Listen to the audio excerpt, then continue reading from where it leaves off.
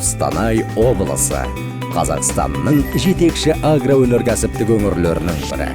Тарихи тұрғыдан алғанда өңір сауда жолдарының орталығы болып табылады.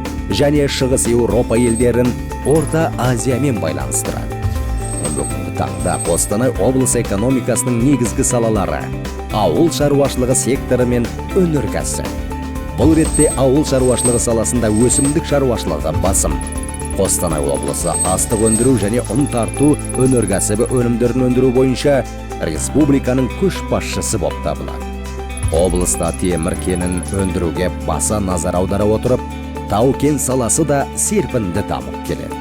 Қостанайдың жері минералдық ресурстарға бай. Бүгінгі таңда 400-ге жуық пайдалы қазбалар мен минералдық шикізат орындарына барлау жүргізілді. Қостанай облысының машина жасау кәсіпорындары республикада жетекші орынға ие.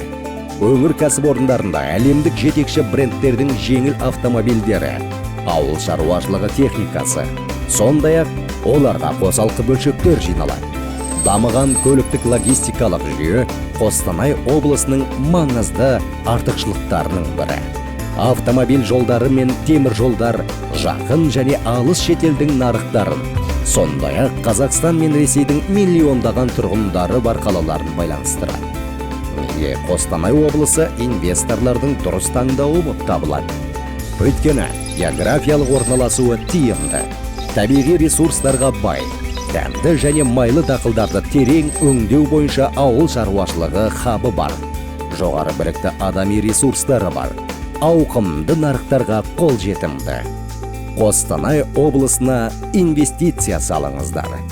Табысқа қадам басыңыздар.